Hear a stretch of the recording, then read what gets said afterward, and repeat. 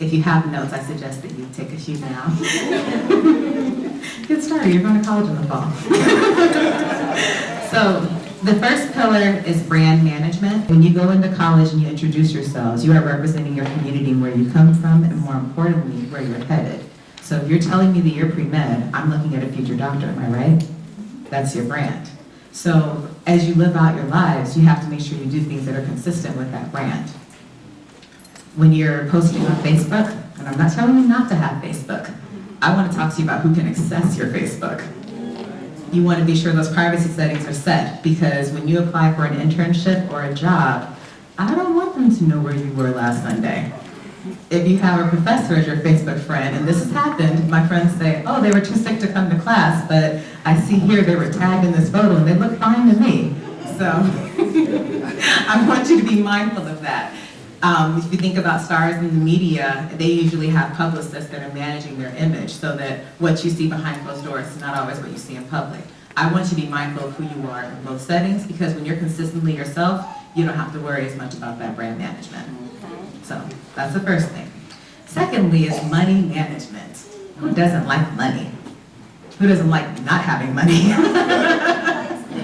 There's going to be times in college where you feel broker than a joke. And part of good parenting is allowing you to feel that. You may not feel that way, but there's not really a lot of room for you to become responsible when everything comes easily to you. So just because someone else is spending, I learned really quickly at Stanford, my friends did not have their own credit cards. Those were their parents' credit cards. I didn't have that. So I needed to monitor my spending habits differently. And I knew very early on, if I wanted to have spending money, I had to be accountable for how that happened. So how much can I work and balance that with school? What I chose to do, I had an internship in the summer years of college, and I would use that money to make it through a lot of my school year. And it's interesting because when I was a high schooler, hearing about Emeralds for the first time, I thought, what was I? Oh, I'm going to be a neuroeconomics major. Who's ever heard of that? I just said that was what I was going to study, and so I didn't fit for a business internship. And I had to thank my mother for encouraging me to apply anyhow, because I ended up getting an internship with Procter Gamble, a major Fortune 500 company, who found it necessary to give a 16-year-old a car every summer. And flying me to Cincinnati to work and to be exposed to their top leadership, and have the vice president take me to lunch to help me understand their role as a company and my place within it. So sometimes when you're looking at opportunities and they don't seem like an exact fit for you, I challenge you to not count yourself out, because it's not just about making money, it's about developing yourself professionally and being ready for that next opportunity. So also with making money, in order to keep it and manage it wisely, you need to budget, and you need to be realistic. Just because someone else has a $500 purse does not mean that you need one too. You do not want to have an expensive purse with no money in it. So I'm a believer in delayed gratification. And I see for myself at the end of the year where I want to be, opportunities I want to be able to take advantage of. You have to have more foresight than what everybody else is doing at the moment. And believe this, when they run out, they will come to you to borrow money. So be ready for that. Also, when you get to college, you'll have people offering you credit cards, and they'll say that they're going to give you a free t-shirt. What you're actually looking at is the most expensive t-shirt ever made. Because after they give you that card and you charge it up and you pay $2,500 in interest, $13,000 in interest, still $45,000 and paying interest, that wasn't a free t-shirt. So remember that I warned you. Next, I'd like to talk about self-management. It's important that you develop a strong sense of self. You're moving into a new environment where everyone doesn't look like you. You're not in your home community anymore. It's important that you know who you are and you continue to cultivate that person. Find a strong spiritual foundation. Find out who you really are, and make sure the people that surround you reflect that in themselves. If not, you'll look to others for validation, and you will soon find yourselves lost. Make sure that you take time for yourself and that you balance. You can't be all about the books all the time, and you can't be all about the parties all the time. You want to be invited back for the winter quarter, am I right? The spring semester? Okay. So, Know when to say, okay, I need to go take care of my responsibilities and I'll see you guys later. Because that real friend is the one that catches up with you and says, hey, I need to study too. Okay, so next I'd like to talk about time management. Not only do you want to make sure you take time for yourself, you want to make sure you do have healthy relationships and have time for other people in your life. It's very important that you stay connected with your families. They're not calling you every day because they have nothing to do.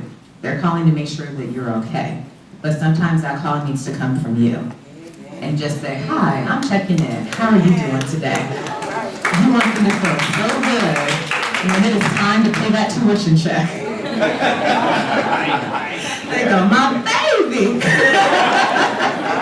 Maybe they'll send an extra $20. I don't know, motivate them. But they looked at me just now, that wasn't good. I didn't say that. You want to be conscious of the fact that you're there representing a lot of other people's hard work. This is not just you on some reality show with a fun life and oh, look at me now, you know?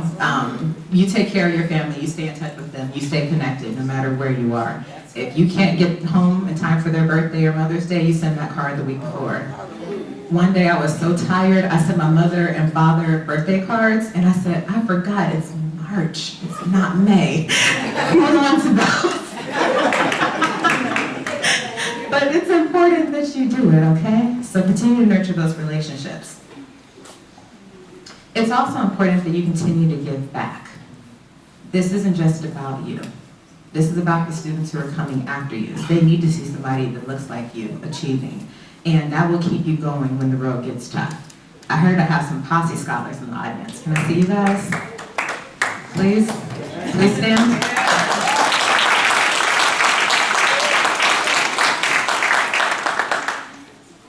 So this year I had the opportunity to become involved with the Posse Foundation. I had the opportunity to start interviewing some of the students in the selection process.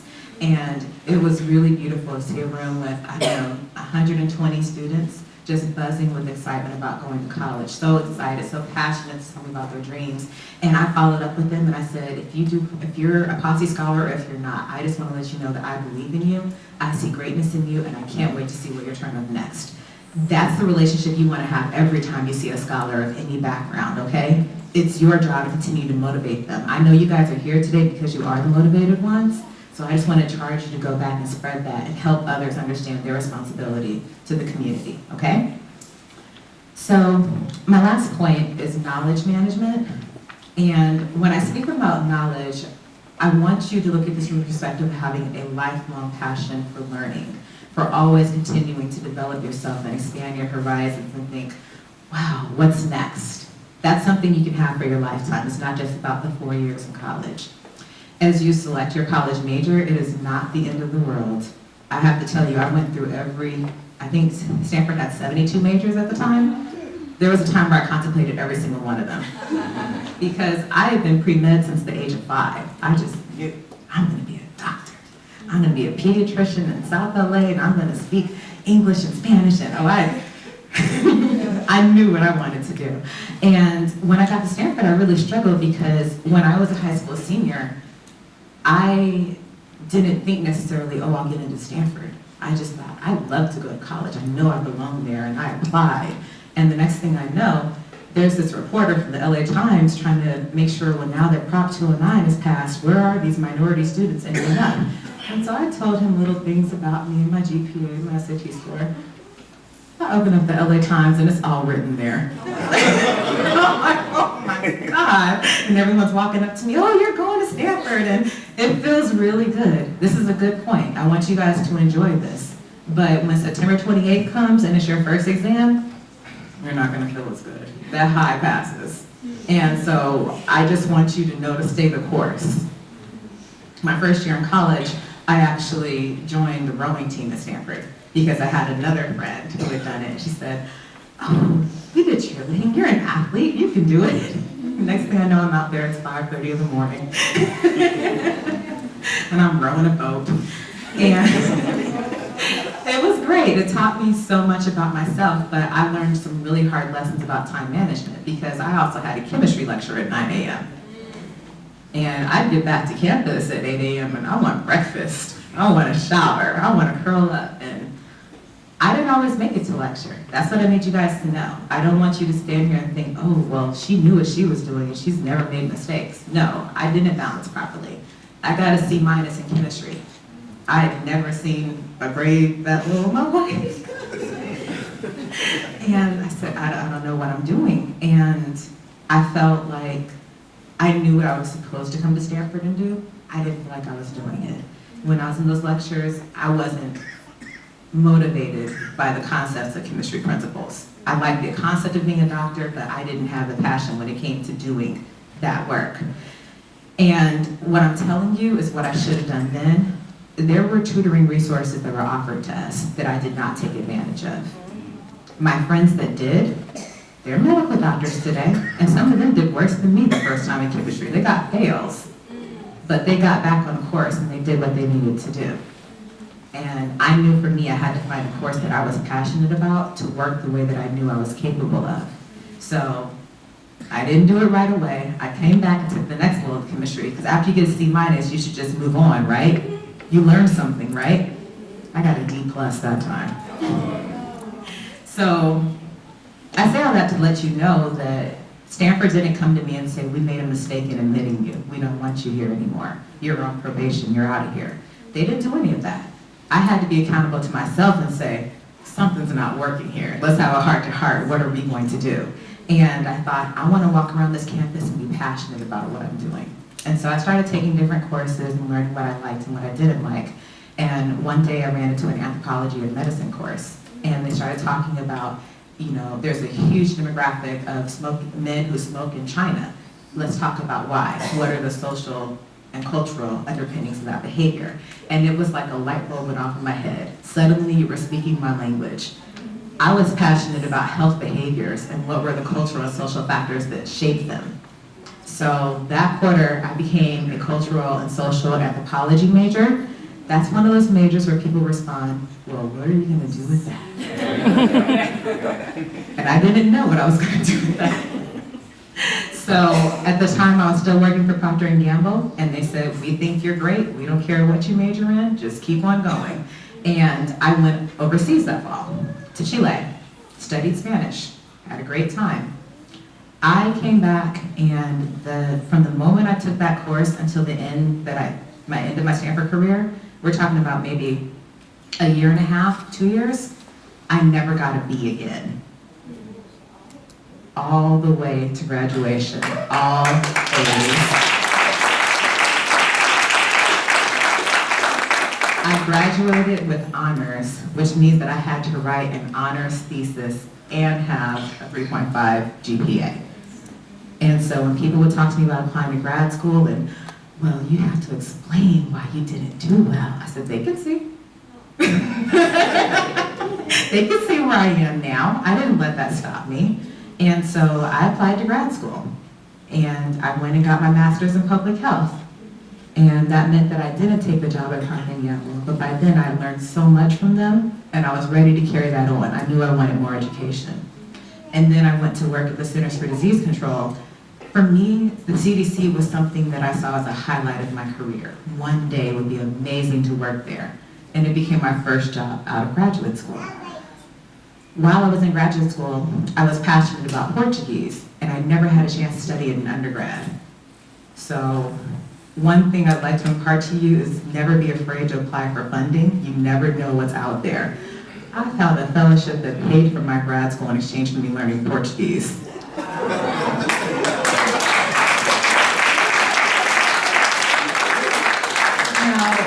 When I say they were paying for school, they were actually paying my tuition check and sending me a stipend to live on. And this is through the Department of Education. It's called the Foreign Language and Area Studies course. And they want you to learn different languages so that you can go and impact different communities. So I said, I want to work with young girls in Brazil and talk to them about self-esteem, and this ties into my public health career. And they said, well, we usually fund doctoral students. We're not really so sure it's a fit for you. Okay, that's fine. Around June, I'm still interested, just so you know. Okay, good, you're an alternate. And then I'm at my grandmother's house in July. Well, it looks like we have some money for you after all. And I can't tell you how many times that's happened to me throughout my career. let people say no to you. That's not the worst thing that can ever happen to you. The worst thing that can ever happen to you is that you don't give yourself a chance to put yourself out there.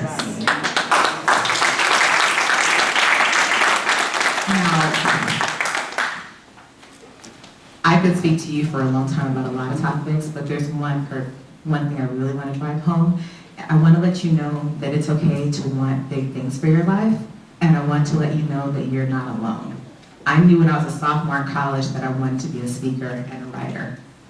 And it took me so many years to push through and to really honor that gift in myself and allow it to come out.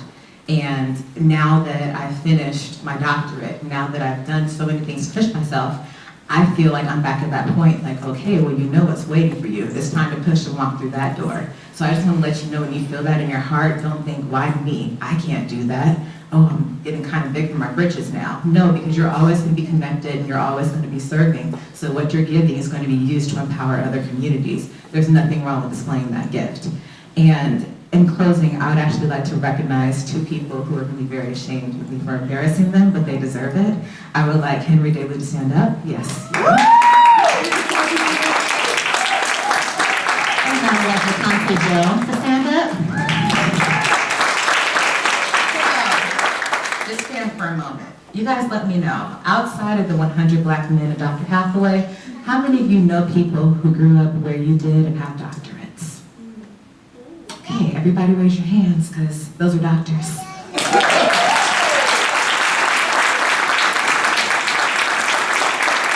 are people who came from where you did, and they're standing where they are now. So make sure you connect with them, find out about their paths. Dr. Daly just finished his doctorate of pharmacy degree at USC. Dr. Dill received her doctorate in public health at UC Berkeley. And is now a professor at Morehouse and Spelman. Okay. And I was so excited when I met her 3 years ago, because I went, oh my gosh, she's just like me. So when you find a community like that, you surround yourself with them, because we continue to motivate each other to go further and further. You're going to need that community. So thank you so much. You can have a seat. So I've shared a lot of things with you today. In closing, I just want you to believe in yourselves, take the steps you need to empower yourselves, and please remember to never give up on yourselves. Congratulations, and thank you for your time.